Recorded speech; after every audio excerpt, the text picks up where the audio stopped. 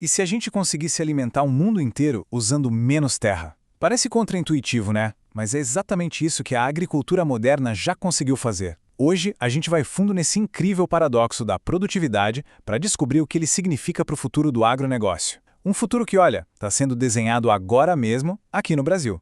A pergunta que vai guiar as próximas décadas é basicamente esta: como é que a gente vai alimentar uma população mundial que não para de crescer sem esgotar os recursos do nosso planeta? É um quebra-cabeça gigantesco. E a resposta, acredite, pode estar escondida numa história que já aconteceu. Vamos fazer uma viagem no tempo, lá para 1970. A população mundial crescia num ritmo acelerado e o medo da fome era uma coisa muito real. Só que aí, algo extraordinário aconteceu. Em apenas 35 anos, a produção mundial de grãos simplesmente disparou. Foi um salto de mais de 80%. Uma verdadeira revolução silenciosa que mudou o jogo e garantiu a comida na mesa de milhões de pessoas. E aqui é que a história fica mais interessante ainda. A gente pensa, bom, para produzir muito mais comida, precisa de muito mais terra, certo? Faz sentido. Mas não foi o que aconteceu.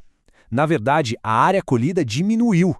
É isso mesmo, a gente produziu uma quantidade absurdamente maior de alimentos usando um pouco menos de terra. Como isso é possível? Bom, esse é o famoso paradoxo da produtividade em ação. É uma prova, sabe, da engenhosidade humana e do poder da inovação no campo. Mas não é mágica, tem explicação. Vamos dar uma olhada nos números para entender direitinho. O segredo todo está aqui, ó, na última linha: produtividade. Basicamente, a gente aprendeu a fazer muito mais com menos. A produção por hectare quase dobrou. Pensa assim, é como se alguém conseguisse duplicar a colheita de uma horta sem aumentar o tamanho dela nem 1 centímetro. Foi exatamente isso que a ciência e a tecnologia fizeram, só que numa escala global. Impressionante, né? Mas essa vitória do passado foi só o começo da história. Porque enquanto a gente comemora o que foi feito no século XX, um desafio ainda maior já está se formando no horizonte. Um desafio que vai exigir uma nova revolução. 921 milhões de toneladas. É um número, assim, difícil até de imaginar. E é exatamente essa quantidade a mais de cereais que o mundo vai precisar produzir até o ano de 2025. Isso para conseguir acompanhar o crescimento da população e também as mudanças nos hábitos de consumo. A tarefa é gigantesca. E quando a gente olha para esse gráfico, a dimensão do desafio fica muito clara. É um aumento de quase 42% na produção global. E o tempo para isso acontecer é bem curto.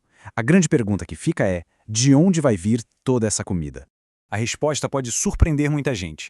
Segundo uma das maiores autoridades no assunto, a chave para alimentar o mundo nas próximas décadas está numa região que, por muito tempo, foi subestimada: o nosso Cerrado brasileiro.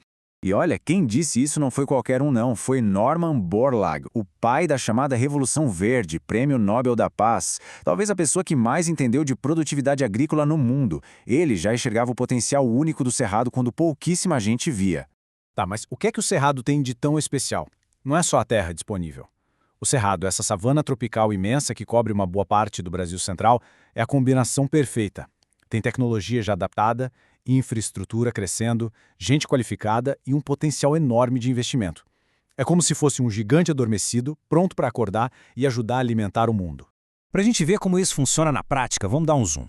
Vamos olhar bem de perto para um estado que está bem no coração dessa revolução agrícola silenciosa: Goiás. Goiás é uma verdadeira potência no campo.